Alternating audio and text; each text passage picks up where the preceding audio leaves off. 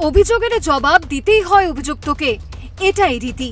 শনিবার সাংবাদিকদের মুখোমুখি হন রাজ্যের জনজাতি কল্যাণ দপ্তরের মন্ত্রী বিকাশ দেববর্মা। রাজ্য বিধানসভায় কংগ্রেস বিধায়ক সুদীপ রায় বর্মনের অভিযোগের অগ্নিবাণের মোকাবেলায় দেরিতে হলেও আসরে নেমেছেন মন্ত্রী বিকাশ। যদিও মন্ত্রী বিকাশের গান্ডিব অথবা তীর প্রতিপক্ষকে কতটা ঘায়েল করতে পারল তা বোঝা যাবে সময়ে। স্বভাব সিদ্ধ ভঙ্গিমায় প্রতিপক্ষের আনা সমস্ত অভিযোগ নস্যাৎ করে দিতে দেখা গেল মন্ত্রীকে। পাল্টা চ্যালেঞ্জের সুরে কতিপয় কংগ্রেস বিধায়ক সুদীপ রায় বর্মনকে কড়া বার্তাও দিয়ে রাখলেন তিনি। রীতিমতো সময় নির্ধারণ করে অভিযোগ প্রমাণের চ্যালেঞ্জ ছুড়ে দিতে দেখা গেল রণংদেহী ভঙ্গিমায়। অন্যথায় আইনি পদক্ষেপের ধমকিও দিয়ে রাখলেন সংবাদ মাধ্যমের সামনে। মন্ত্রী বাহাদুর সোজা সাপটা সমস্ত অভিযোগকে উড়িয়ে দিয়ে অভিযোগ করেন ওই বিধায়ক নাকি বদ উদ্দেশ্য প্রণোদিত হয়ে এসব কাণ্ড কারখানা করেছেন। তার ও তার পরিবারের সম্মানহানির অপচেষ্টা থেকেই এই ধরনের অভিযোগ আনা হয়েছে। তার সাফ কথা, কোনো অনিয়মের সঙ্গে তার ও তার পরিবারের কোনো সদস্যের দূর দূরান্তের যোগাযোগ নেই, বরং কংগ্রেস বিধায়কের দিকে বিকশিত মন্ত্রীকে আঙুল তুলে বলতে দেখা গেল, নিজেকে একবার দেখুন। অর্থাৎ কারোর বিরুদ্ধে অভিযোগের আঙুল তুলতে গেলে বাকি 3 আঙ্গুল কিন্তু নিজের দিকেই থাকে। নিজের সাফাই গাইতে গিয়ে খুব সুকৌশলে মন্ত্রী বাহাদুর মারাত্মক একটা টার্ম কার্ড খেলেছেন।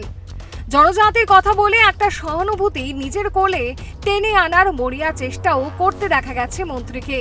মন্ত্রী বাহাদুর আবেগ মাখা সহানুভূতির ট্রাম্প কার্ড খেলতে গিয়ে ঠিক কেমন করে একটা চতুর চাল দিলেন শুনুন। জনজাতি হওয়ার অপরাধ আমি করতে পারবো না, আমি করতে পারবো না। আমি কেন করতে পারবো না? আমি জনজাতি, তার জন্য আমি বিজনেসও করতে পারবো না, পেট্রোল পাম্পও করতে পারবো না, বিল্ডিংও করতে পারবো না, আমি কিছু করতে পারবো না। আমার অপরাধ কি? আমি জনজাতি, আমি ট্রাইবেল, তার জন্য আমি করতে। মন্ত্রীর চ্যালেঞ্জের বিষয় নিয়ে মাথা ঘামানো সংবাদ মাধ্যমের কাজ নয়। যাকে মন্ত্রী চ্যালেঞ্জ করেছেন তিনি সেই চ্যালেঞ্জ গ্রহণ করবে কিনা সেটা তার ব্যাপার। কি হলে কি হবে না হবে এটা একান্তই তার বিষয়। আজকের মন্ত্রী বিকাশ রাজ্যের আমজনতার সামনে তার বক্তব্য রাখতে গিয়ে বলার চেষ্টা করেছেন যে তিনি ফকির নন, ছোটখাটো দুর্নীতিতে তার রুচি নেই। বহু যুগ আগে থেকেই তিনি নাকি জমিদার বংশের, সরকারি ঠিকাদারি সহ অন্যান্য ব্যবসার সঙ্গে যুক্ত রয়েছেন তিনি। ফলে অর্থের ওপর তার কোনো লোভ নেই। প্রচুর সম্পত্তির মালিক তিনি, বনেদি পরিবারের সদস্য। সাফাই দিতে গিয়ে নিজের আর্থিক অবস্থা নিয়ে ঠিক কি বলছেন বিকশিত মন্ত্রী বিকাশ শোনাবো। রাজনীতিকে এসেছি কত 23-এ, ওরা তো বলছে আমার আয় কোথা থেকে এসছে। আমি আরো বলবো। দেখুন এখানে আমার কোটি কোটি টাকার ওয়ার্ক অর্ডার আছে, কোটি টাকার গভর্নমেন্টের ওয়ার্ক অর্ডার দেখাচ্ছি আপনাদেরকে।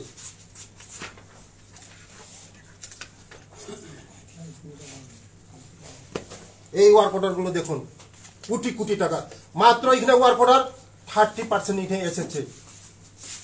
25 বছর 20-25 বছর আমি ঠিকাদার করি, বিজনেসম্যান, কন্ট্রাক্টর করি। কোটি টাকার এখানে ওয়ার্ক অর্ডার আছে, ব্যালেন্স শিট আছে, চার্টার অ্যাকাউন্টে ব্যালেন্স শিট আছে, সব আছে, আইটি রিটার্ন আছে, এখানে সব আছে। মন্ত্রী যা বলছেন তা সত্যি কি? মন্ত্রী বাহাদুর একটা সত্যিকে ঢাকতে গিয়ে অবচেতন মনে কি আরো একটা মারাত্মক জালিয়াতির অভিযোগ মাথায় তুলে নিচ্ছেন না? মন্ত্রীর অর্থ সম্পত্তি নিয়ে তিনি নিজে যে ব্যাখ্যা দিচ্ছেন তাতে আমজনতা বুঝে নেবেন তাঁদের মতো করে। কিন্তু যে কথাটা দায়িত্বশীল সংবাদ মাধ্যম হিসেবে না তুললেই নয়, সে কথাটি একটু বলা দরকার। 2023 সালের বিধানসভা নির্বাচনে তিনি যে প্রার্থী হন সেখানে নিয়ম অনুযায়ী প্রার্থীর সমস্ত স্থাবর অস্থাবর সম্পত্তির হিসেব দিতে হয় নির্বাচন কমিশনকে। প্রথা মেনে এফিডেভিট করে তা জানাতে বাধ্য থাকেন প্রার্থী। সেখানে হলফনামায় কি ঘোষণা দিয়েছিলেন মন্ত্রী বিকাশ? মন্ত্রী বাহাদুরের স্মৃতিভ্রংশ হলেও হতে পারে, তবে সংবাদ মাধ্যম তাদের কিন্তু সেই সুযোগ নেই। তথ্য প্রমাণ ও আইনের বেড়াজাল থেকেই তাদের কাজ করতে হয়। হলফনামায় তিনি কি ঘোষণা করেছিলেন দেখে নেওয়া যাক। মন্ত্রী নিজের পরিচয় আড়াল করে সমাজকর্মী হিসেবে নিজেকে পরিচয় দিয়েছেন। তিনি কিছু করেন না এমনটাও হলফনামায় দাবি করেছিলেন তিনি। ব্যাংক সহ তার ক্যাশ ইন হ্যান্ড ঘোষণা দিয়েছিলেন 10,000 টাকা। এসবিআই অ্যাকাউন্টে রয়েছে 16,918 টাকা ও গ্রামীণ ব্যাংকে মাত্র 1,000 টাকা। সব মিলিয়ে 27,918 টাকার মালিক তিনি। আজ যা বলছেন ঠিক 1 বছর আগে মন্ত্রীর দেওয়া হলফনামা তো সেই কথা বলছে না। অর্থাৎ মিথ্যা তথ্য প্রদানের জন্য মন্ত্রীর বিরুদ্ধে কেন আইনি পদক্ষেপ নেওয়া যাবে না? আসলে কোনটা সত্যি আর কোনটাই বা মিথ্যা আমজনতা বুঝে নেবে। মন্ত্রীর বিশ্বাসযোগ্যতাই তো এখন প্রশ্নের মুখে। কেন আপনার বক্তব্য আমজনতা বিশ্বাস করবে? উত্তর দেবেন কি মন্ত্রী বাহাদুর? আপনার কি উৎস আছে? আপনারও তো সম্পত্তি আছে, কোটি কোটি টাকার সম্পত্তি আছে আপনার।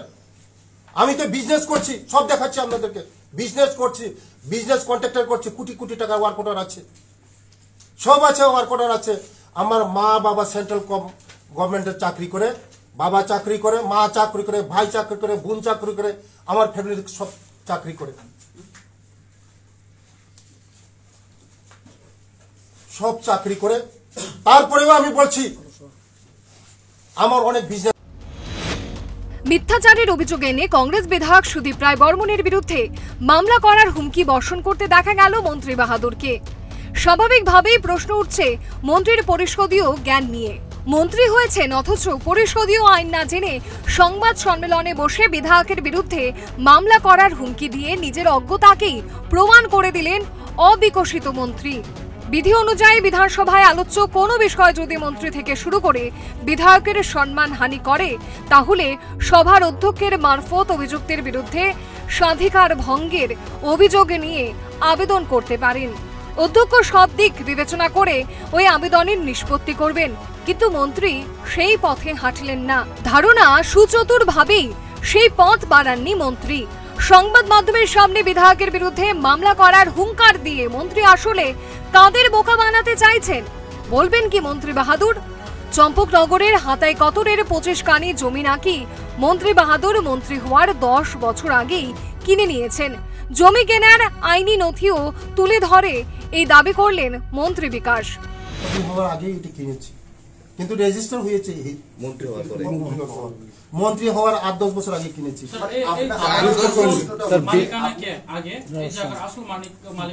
মালিকানার নাম হলো রানী রাজশ্রী দেবী শর্মা। রানী রাজশ্রী দেবী শর্মা। উনি এখন কোথায়? এই যে রানী রাজশ্রী আগরতলা বাড়ি। আবার প্রশ্ন হচ্ছে রানীর আমি বলছি আমাদেরকে, রানী রাজশ্রী দেবী শর্মা উনার মা, মানে 4 জন আছে জায়গার মালিক। রানা অমিত জয় বাহাদুর, রানা প্রদীপ জং বাহাদুর, রানা সঞ্জিত জং বাহাদুর। মন্ত্রীর দাবি যে মিথ্যা তারও কিন্তু প্রমাণ চলে এসেছে সংবাদ মাধ্যমের সামনে। মন্ত্রীর দখলে থাকা জমির মালিকানা দাবি করা জনজাতি মহিলা কি বলছেন শুনুন। আমি এখনই মামলা করব। আমার নাম আশা রূপিনী। আমি থানাতেও দিয়েছি, আমাকে কিছুই করেনি। এসডিএম এর কাছেও দিয়েছি, সব রিপোর্ট আছে আমার কাছে, সব কাগজপত্র আছে। কমলাশ্বরী হলো আমার মায়ের নাম, বিশুচরণ হলো আমার বাবা। আমরা 6 জন ওয়ারিশ আছি। 6 জনের মধ্যে 5 জন বড়রা কিছুই শুনিনি, আমাদেরকে জিজ্ঞাসা করে কিছুই করেনি, কোনো জায়গাতেই সই করিনি। আমার দাদাকে ধমকি দিয়েছে, আমার ঘরে এসে আমাকে ধমকি দিয়েছে, বলেছে 4 লাখ টাকা দাও, ওই জায়গা বিক্রি করো। আমি কিসের জন্য এই টাকা নেব আমরা কিছুই জানি না। বিকাশ লোকটাকে আমি জানি না, মনে হয় নেতাই হবে। নেতা দেখেই এত দাপট দেখাচ্ছে, শক্তি দেখাচ্ছে। আমাদের কিছুই নেই, আমরা গরিব ভিক্ষুক, আমাদের কোনো শক্তি নেই দেখেই ওরা এমন করছে আমাদের সঙ্গে। মন্ত্রীর বাড়িতে পাকা দেওয়াল নির্মাণে জনজাতি কল্যাণ দপ্তরের মোট 8 লক্ষাধিক টাকা ব্যয় হয়েছে।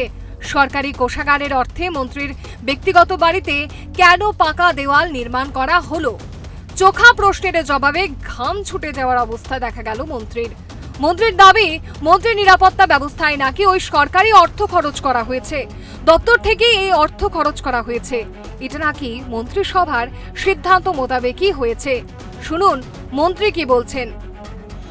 বলতে পারবে, এটা তো দপ্তর বলতে পারবে। স্যার দপ্তরের কাছে প্রশ্ন জিজ্ঞেস করলে দপ্তর বলছে মন্ত্রীকে জিজ্ঞেস করার না, জন্য। এটা তো দপ্তর বলতে পারবে। কাল আমরা দপ্তরকে জিজ্ঞেস করেছিলাম, বলেছে মন্ত্রীকে জিজ্ঞেস করার জন্য। তো দপ্তর বলতে পারবে যে ওয়াল এটা সরকারি ভাবে হয়েছে। না, দপ্তর বলছে আপনার কাছে জিজ্ঞেস করতে, আপনার ব্যাপার আপনার। এটা ওয়াল হয়েছে সিকিউরিটির জন্য। হ্যাঁ, এটা আমি তো নিজের বাড়ি করে নেই, সরকারের টাকা দিয়ে আমি নিজে বাড়ি করে নেই। কিন্তু ওয়াল দপ্তর বলেছে আপনাকে আপনার প্রশ্নটা। আমরা এটা দপ্তরের কাছে হিসাব।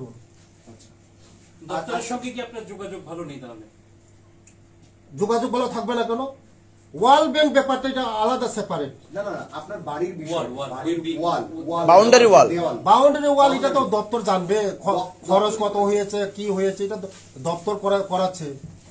ওয়াল বাউন্ডারি ওয়াল দপ্তর করাচ্ছে। প্রতিপক্ষ বিধায়ক সুদীপ রায় বর্মনকে বিত্তে গিয়ে মন্ত্রী অভিযোগ করে বলেন, সুদীপ রায় বর্মনের রাজধানীর কর্নেল চমুনিতে থাকা বাড়ি আইনিগত দিক থেকে অবৈধ ছিল। এখানে কোনো নির্মাণ কাজ করা যাবে না। কিন্তু এই কিছুদিনের মধ্যে সেই অবৈধ বাড়ি কিভাবে বৈধ অনুমতি মিলল প্রশ্ন তুলেছেন মন্ত্রী। তিনি এর সঙ্গে ঘটনার তদন্ত দাবি করলেন। সুদীপ রায় বর্মনকে প্রশ্নবাণের সামনে রেখে কি নিজেদের সরকারকে প্রশ্নের মুখে ফেলে দিলেন না মন্ত্রী বাহাদুর? প্রশ্ন কি উঠবে না যে অনিয়ম কি করে নিয়ম হলো? কাদের সহযোগিতায় এ অনিয়ম সংঘটিত হলো? এই প্রশ্নের মুখে উত্তর কি দিতে পারবেন মন্ত্রী বা তার সরকার? খুঁজিয়ে সরকারের অনিয়মটাকে কি চিহ্নিত করে দিতে চাইছে না মন্ত্রী বিকাশ? কি বললেন মন্ত্রী, শুনুন। এতদিন এই বাড়ি ইলিগেল ছিল, এখন কিভাবে ইলিগেল হয়েছে এটাও আমি দেখার জন্য আমি অনুরোধ করছি। কিভাবে লিগেল হলো এটা? এতদিন তো এই কর্নেল চমনি বাড়িটা ইলিগেল ছিল, বাড়ি করতে পারে না। এখন কিভাবে কয়েকদিনের মধ্যে লিগেল হয়ে গেল, এটা আমি অনুরোধ করছি, এটাও তদন্ত করা হোক। যে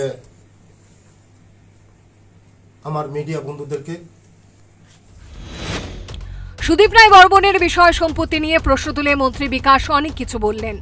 তার নানা ব্যবসা সহ সুদের ব্যবসা, রিসর্টের ব্যবসার কথাও খুঁচিয়ে তুলে দিলেন তিনি। কিন্তু নির্বাচনের হলফনামায় সুদীপ রায় বর্মন নিজের সম্পত্তির বিভিন্ন তথ্য সরবরাহ করেছেন। তাতে তার সমস্ত তথ্যই তুলে ধরেছেন। ব্যাংক অ্যাকাউন্টে সে সময় ক্যাশ ইন হ্যান্ড ছিল 1,50,000 টাকা, তার স্ত্রীর নামে ছিল 2,05,000 টাকা, সঙ্গে তার বিভিন্ন ব্যক্তিগত অ্যাকাউন্ট সহ তার পরিবারের সঙ্গে যৌথ অ্যাকাউন্টে কত অর্থ রয়েছে তার তথ্য তুলে ধরেছেন হলফনামায়। এখন হলফনামায় দাখিল করা তথ্য কতটা সত্য তা অবশ্য যাচাইয়ের ব্যাপার। কিন্তু সুদীপ রায় বর্মন যেভাবে তার সম্পত্তির বিবরণ দিয়ে গেছেন, সেক্ষেত্রে মন্ত্রীর বিকাশের বেলায় তো সেই চিত্র দেখা গেল না। কি লুকোতে চাইছেন মন্ত্রী বিকাশ? প্রতিপক্ষকে প্রকাশ্যে এসে মিথ্যাচারের জন্য ক্ষমা চাওয়ার পরামর্শ দিয়ে কি বললেন মন্ত্রী, শুনুন। 48 ঘন্টার মধ্যে যদি সুদীপ বাবু আমরা যদি প্রমাণ যদি না করতে পারেন যে এই অ্যাডভাইজার সম্মিনি এবং এই তেলিয়ামোড়া পেট্রোল পাম্প এবং এই খোয়াই বেহালাবাড়ি পেট্রোল পাম্প, এটা যদি 48 ঘন্টা যদি আপনি প্রমাণ যদি না করতে পারেন, আমি আপনার উপরে মানহানি কেস করব। আপনার উপরে আমি মানহানি কেস করব। আসলে ক্ষত যদি সর্ব অঙ্গে ছড়িয়ে পড়ে তাহলে মলম লাগাবে কে?